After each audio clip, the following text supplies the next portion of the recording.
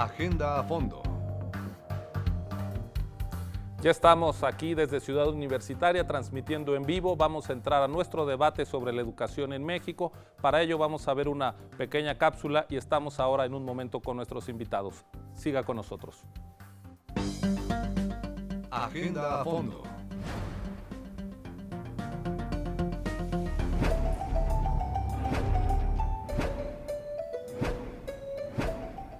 La educación es un pilar indispensable en la construcción de toda sociedad, no solo porque las capacidades productivas estén determinadas por ella, sino porque la escuela es un espacio insustituible de socialización y de formación de los valores sobre los que, finalmente, descansará la convivencia colectiva.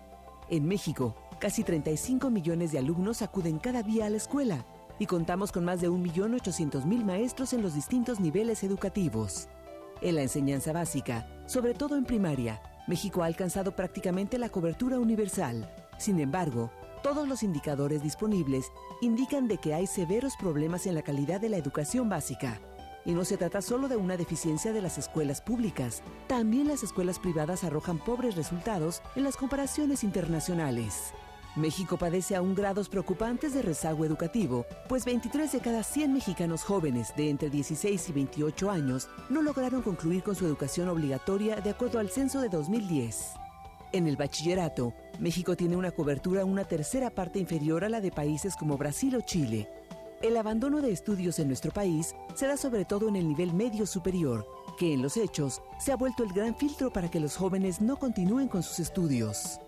En el nivel superior, si bien se ha conseguido una expansión importante, todavía no se supera el 30% de cobertura para los jóvenes en edad universitaria. Además, una tercera parte de la oferta de educación superior está en el sector privado, que no siempre tiene una calidad mínima asegurada.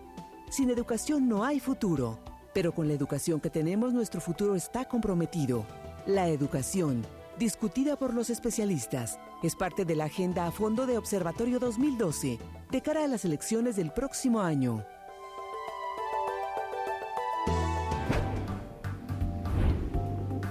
Agenda a fondo.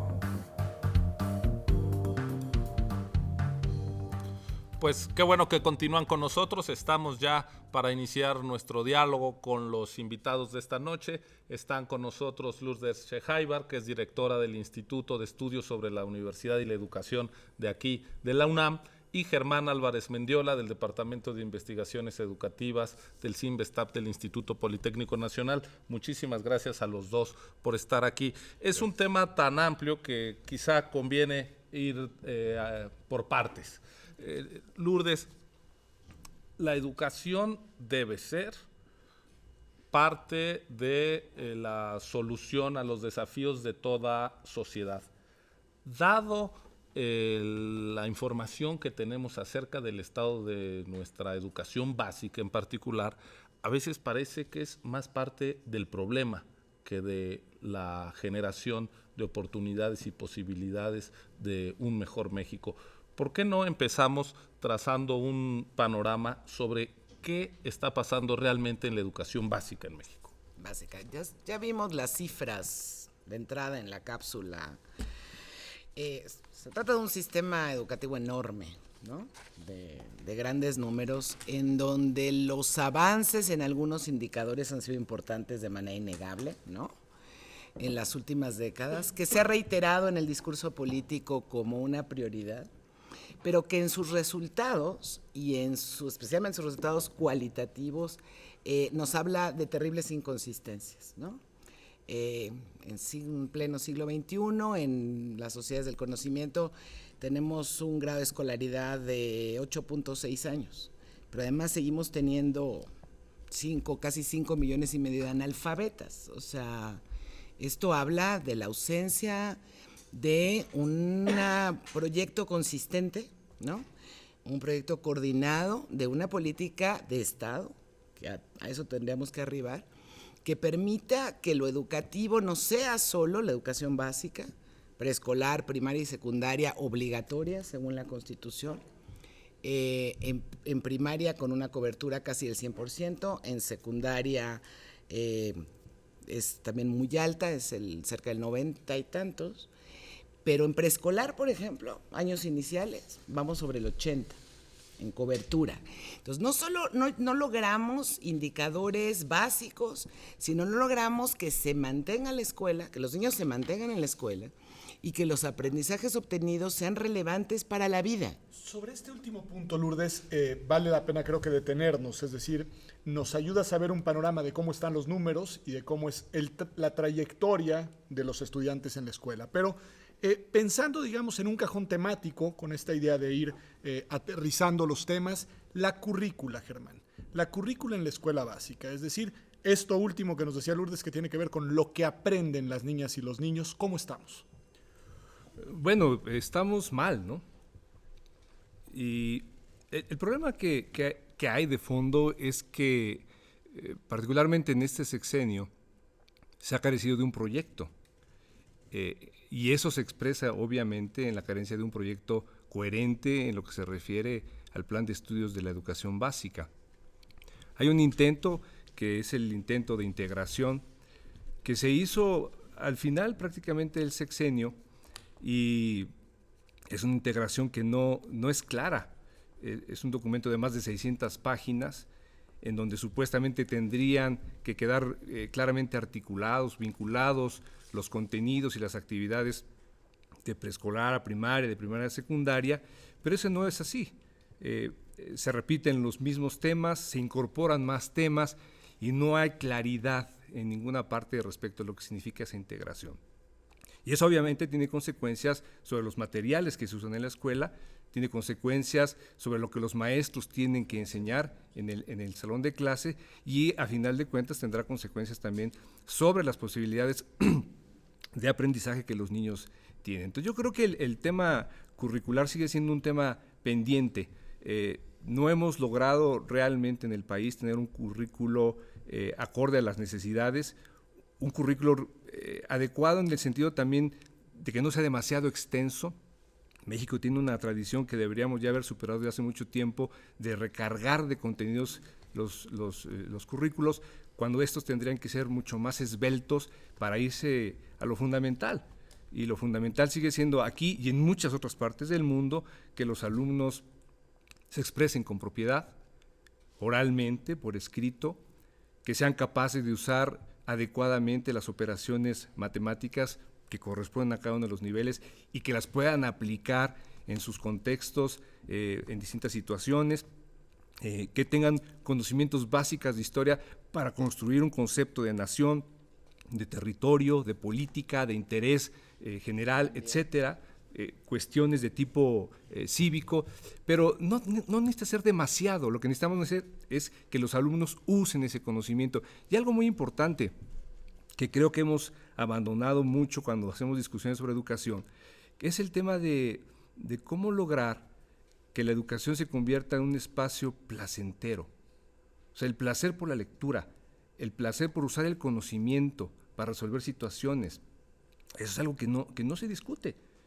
Parece ser que todo es un asunto de cierta formalización de contenidos y todo un debate sobre cómo hacerlo, sobre un conjunto de secuencias didácticas previamente establecidas en los materiales, como si de eso dependiera realmente que los alumnos aprendieran y sobre todo que aprendieran de la mejor manera, que es con placer. Germán, lo que estás señalando, apuntando, es el problema del qué se enseña, digamos, esencialmente el tema de la currícula. El otro problema, ya lo atisbabas al final de tu intervención, es el cómo se enseña. Es decir, tenemos un problema de prácticas docentes que acaba redundando en dramas verdaderamente evidentes. Señalo, por ejemplo, citando a memoria, los resultados de la prueba PISA, que nos dicen que los chicos de alrededor de los 15 años, los adolescentes, saben las operaciones matemáticas, saben leer, pero no saben cuándo aplicar las operaciones matemáticas y no saben comprender lo que están leyendo. ¿Qué problema tenemos por lo que hace a estas prácticas docentes, Lourdes? Es cómo se enseña, cómo se visualiza el maestro a sí mismo, o sea, qué función tiene, ¿no? Su profesionalización o la perversión y politización de su quehacer, ¿no? Como un quehacer intelectual o como una práctica, digamos, un modelo uniforme que no atiende y no es sensible a la desigualdad, que es el rasgo central de nuestro país y de América Latina, desafortunadamente, y que en la aplicación de modelos inconexos, ¿no?, entre las reformas en orden temporal fueron preescolar, secundaria, luego primaria, ¿no?, y media superior, inconexas adentro de el propio aparato educativo, ¿no?, entre las instancias que hacen diseño curricular, las que hacen materiales educativos y las que hacen formación docente, inconexos con la manera de formar a los profesionales de la educación. O sea, esto sucede en las escuelas y sucede en los centros formadores de maestros, las normales, la pedagógica nacional. O sea, esto implica un trabajo de largo aliento y de coordinación de esfuerzos que no ha sido la tarea. Parece que es una gran maquinaria como que no tiene rumbo, ¿no?, que camina para diferentes lugares, que no atienden, ¿no?, las cosas más sustantivas, enseñar a pensar, a interrogarse, a la pertinencia de los aprendizajes. Ni siquiera hemos logrado, ¿no?, ya con todas estas reformas, tener un mecanismo de evaluación consistente, con una reforma planteada como educación por competencias, que sigue manejando la boleta de antes, por ejemplo, ¿no? Entonces, pones numeritos para evaluar competencias. O sea, hay una serie de desconexiones adentro del aparato, pero aparte no solo es el aparato federal, es sus interconexiones con los aparatos de los estados. O sea, en esta federalización inconclusa, ¿no?, están las instancias de la SEP y las instancias de los gobiernos de los estados, que más generan una serie, digamos, de ruidos en el camino de operar las políticas y los programas, ¿no?, en donde, por ejemplo, la situación de los maestros se ve muy afectada, ¿no? Lourdes, pero hablando de maestros y de instituciones, creo que es inevitable tocar el tema del sindicato, pero yo quisiera al mismo tiempo hacer un llamado, tú dirás si estoy en lo correcto o no, Germán, a situarlo en sus justas dimensiones, porque creo que al mismo tiempo muy rápidamente se ha llegado a un consenso fácil de decir el problema es el sindicato, el problema es la lideresa del sindicato, y quizá eso crea la falsa ilusión de que el día que por angas o mangas cambie la dirigencia, el problema educativo se habrá resuelto. Quizá es sobresimplificar, pero entonces yo te preguntaría, ¿cuál es la responsabilidad real del sindicato y del trato que desde el gobierno se ha establecido con el propio sindicato en lo que viven los niños día a día en sus salones de clase? Bueno, yo creo que tienes razón, sería sobresimplificar, atribuir a la lideresa y al sindicato los problemas que tiene la educación, que son muy complejos, como Lourdes que acaba. dejen de tener responsabilidad, por No, supuesto. pero yo sí creo una cosa, Ciro. Creo que sin modificar esa situación va a ser muy difícil poder hacer cualquier otra cosa, ¿sí? Entonces, yo creo que sí es una condición muy importante plantearse un cambio radical en las relaciones laborales que tiene la Secretaría con el sindicato, en las relaciones políticas que tiene con el sindicato y en las atribuciones que ha tenido el sindicato en definiciones muy importantes de política educativa. No es posible, no es aceptable, es inadmisible que este gobierno haya entregado la educación básica al sindicato y además que lo haya hecho de la manera en que lo hizo, con incompetencia técnica y con irresponsabilidad. Entonces, creo que no podríamos festinar la salida del sindicato, de su lideresa, que quitara las manos de la educación porque con eso se resuelven los problemas. No, evidentemente, pero sí es una condición muy importante porque está determinando las lógicas, las dinámicas, los intereses y la capacidad misma para operar la política educativa. Yo escuchando estas dos intervenciones y en el caso concreto tuyo, Lourdes, has hecho mucho hincapié en el tema de la desigualdad en la materia. La desigualdad que es un problema, digamos, estructural de la sociedad mexicana, una desigualdad lacerante, una desigualdad indignante, pero que en el tema de educación pareciera adquirir una dimensión todavía más ominosa, porque las desigualdades educativas se traducen en profundas discriminaciones, en discriminaciones que condicionan la posibilidad de tener un desarrollo de vida autónoma, plena y demás. ¿Qué nos dirías de esto? Es decir, ¿por qué visualizar esto desde la perspectiva de la igualdad y desde la perspectiva de la no discriminación? En el discurso también, así como lo educativo es prioridad, en el discurso se ha hablado hace mucho tiempo, el discurso de la política mexicana, se ha hablado de equidad, ¿no? Calidad con equidad, es así como calidad, equidad y evaluación han sido como los términos que se han vaciado de contenido. Y digo que se han vaciado de contenido porque esa equidad, ha habido una serie de programas compensatorios, ¿no? Las becas, por ejemplo, a los diferentes niveles, que creo que tienen su efecto, pero tampoco solucionan, ¿no? El problema desde mi perspectiva de la desigualdad en lo educativo, que llega a ser excluyente, que siendo la educación fue en algún momento un canal de movilidad muy central, se ha vuelto un canal de reproducción y de exclusión, ¿no? Las condiciones, la misma reforma educativa, ¿no? La RIEV, por ejemplo, se plantea para operar en el caso de las escuelas urbanas, ¿no?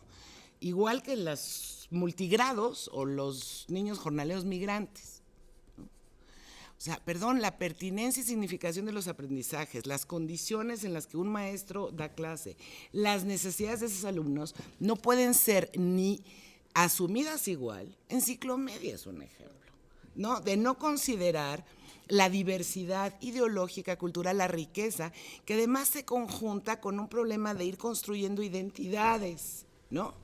Y lo mezclas y no tienes, o sea, tienes la misma evaluación. Claro. Para, o sea, la desigualdad reproduce y amplía. Déjame ampliar lo que está diciendo Lourdes, que me parece muy, muy importante. Hay una dimensión de la desigualdad educativa que no hemos tocado y que quiero que quede en este programa, aunque sea muy rápidamente, y es de todas las personas mayores de 15 años que no han completado la educación básica, secundaria o primaria, o que no saben leer y escribir.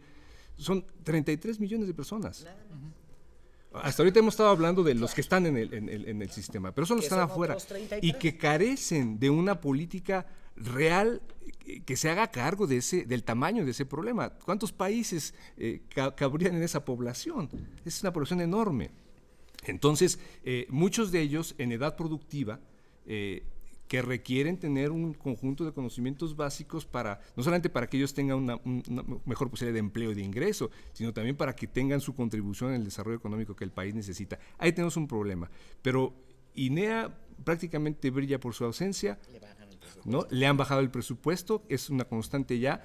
El presupuesto se ha ido para temas de capacitación del trabajo que tienen muy poco impacto, pero este otro problema no ha sido atendido y me parece que es sumamente grave, es un abandono, un olvido que no podría continuar. Germán, antes de continuar a otros ámbitos, digamos, de la educación media superior, la educación superior, me parece que para cerrar al menos el tema de la educación básica, vale la pena recapitular en esta lógica de políticas de Estado inexistentes o incongruentes a las que hacían referencia, pues hablar de lo que ha sido en tiempos recientes aparentemente a lo que se le ha atribuido potencialidades miríficas, es decir, la evaluación. Parecería que esta ha sido como una apuesta que no ha generado, me da la impresión, pero pues justamente la pregunta va en ese sentido, la prueba enlace, para decirlo en pocas palabras, los efectos queridos y que ha ido generando, en términos de prácticas educativas, docentes, efectos incluso hasta contraproducentes. Sí, tienes toda la razón. Yo creo que la obsesión de este gobierno por las pruebas estandarizadas ha generado más problemas que resuelto problemas. Sin duda, cualquier país necesita tener mediciones estandarizadas para conocer cómo está su educación, cómo están los muchachos, pero esta no es la vía a la que hemos adoptado. La prueba enlace se ha convertido en una especie como de sustituto del currículo actual. La prueba enlace es el programa de clase. Claro. Se está poniendo énfasis para que los chicos aprendan no lo que decíamos hace rato, el gusto por la lectura, etcétera, sino cómo contestar exámenes memorizando cosas que pasado mañana se olvidan y no hay ningún problema. Es decir, hay una banalización del conocimiento. Y además hay otro aspecto que hay que decirlo también, que los resultados de la prueba enlace creo que valen algo así como el 50% en la evaluación que se está aplicando a los profesores, de tal manera que esto está generando un incentivo fuertísimo para que los profesores centren toda su actividad alrededor de la contestación de exámenes, ¿sí? Y además atado al salario, que es la otra parte también perversa. Es decir, en lugar de estar pensando en cómo desarrollar eso que se llena la boca, es decir, el amor por la profesión, el desarrollo profesional, la política está orientando a los profesores a trabajar simple y sencillamente para buscar un incentivo adicional, un dinero adicional alrededor de responder preguntas de un examen. Creo que esa no es la vía, ¿no? Y mira que yo reconozco la importancia de las pruebas estandarizadas para conocer situaciones del sistema, pero esta es la vía equivocada, creo yo. Y habría que ver las grandes diferencias entre lo que te puede dar Enlace o te puede dar PISA, ¿no? Que tienen otras dimensiones, pero creo que el tema de la evaluación asociada al dinero, que cuando hablemos de educación superior también ahí tenemos todo un tema al respecto, una política creo que está más que agotada. En el caso de básica, obsesivamente como una panacea, o sea, yo he oído decir al presidente Calderón muchas veces lo que no se evalúa se devalúa como un axioma ahí. Sí, recuperemos la evaluación en el sentido educativo de la evaluación, no punitivo o judicativo para asignar o quitar, premiar o castigar. La evaluación tiene un sentido en el ámbito educativo que es retroalimentar para la toma de decisiones en los procesos. Y esa está borrada. ¿Qué pasa con los niños? O sea, una cosa que falta mucho, porque se habla de evaluación constantemente y hemos como dejado de lado a la planeación, que incluso se volvió una palabra medio tabú, maldita, ¿no? Ya ahora se habla de políticas públicas, como si hubiera políticas privadas, pero bueno, la planeación. Acabamos está por publicarse una reforma constitucional que vuelve obligatoria la educación media superior. Lo subimos a la Constitución, igual que hace años ya se puso en la ley que se iba a dar el 8% del PIB a educación, el 1% a ciencia y tecnología, y son meros llamados a misa. ¿Qué implica esta manera de ir ampliando los derechos sin que exista detrás una planeación presupuestal de expansión del sistema, de siquiera tener un criterio común en la federación de qué es el bachillerato, Germán? Pues mira, si queremos ser benevolentes, se trataría simplemente de una ingenuidad, de buenos propósitos, y si somos más realistas, pues se trata de demagogia pura. Es decir, no es que no sea conveniente que el nivel educativo medio superior se extienda cada vez más, incluso pensando en la universalización. El problema es cómo lo vas a hacer, cuáles son las bases y presupuestales, las bases pedagógicas, el proyecto, la coordinación, porque ahora los estados tendrán sus propios sistemas de bachillerato. Por cierto que la reforma del bachillerato, después de la salida de Sekeli, quedó en el limbo. Ese fue un proyecto cuestionado e inconcluso, por lo tanto, cuando era importante ese proyecto. Y entonces tenemos una de esas situaciones en donde se promete mucho, pero no sabemos cómo se va a cumplir. Y además porque es una decisión que se extiende más allá del actual gobierno, de la actual administración, y de alguna manera compromete a los demás gobiernos, pero sin saber de qué manera se va a comprometer. Entonces yo creo que cualquier política tendría que pasar primero porque existiera la garantía de presupuestos plurianuales, que existiera realmente una política de Estado, en el sentido de no quedarse simplemente como políticas de un gobierno, sino que trasciendan esto. Tendrían que generarse los mecanismos de coordinación entre las distintas modalidades del bachillerato y entre la federación y los estados, y un largo etcétera, Ciro, pero creo que fue una decisión muy apresurada, de la cual es educativamente incorrecto, no políticamente incorrecto, decirlo, porque ¿quién se puede oponer a la extensión del bachillerato, ¿no? Y en los etcéteras, si me dan un segundo, yo creo que en los etcéteras, para básica, para media superior, para lo que hablemos, ha habido en esta inconsistencia y en esta descoordinación, también ha habido una carencia importante que es sobre qué saberes se sustentan las reformas y las políticas. O sea, por ejemplo, la reforma de preescolar, secundaria, luego primaria y en un tiempo paralelo la RIEMS, la de media superior, no tenemos una sola generación egresada de todas esas. Y en este país puede suceder que se vayan a la basura antes de tener a una sola egresada. Pero además no hemos estudiado lo que ha pasado con esos niños. ¿Cómo han vivido los profesores el cambio y se han resistido a este cambio en los programas? ¿Qué problemas tienen los que se incorporan? O sea, los saberes generados desde la investigación educativa no son el sustento, ¿no?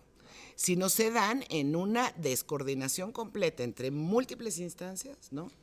Y sin un seguimiento sólido que permitiera que esta política de Estado de largo aliento tuviera anclajes sostenidos que reconozcan esa diversidad, no solo declarativa, que estudien, que planeen las condiciones financieras y de infraestructura, que permitan pensar qué docentes se necesitan, con qué características.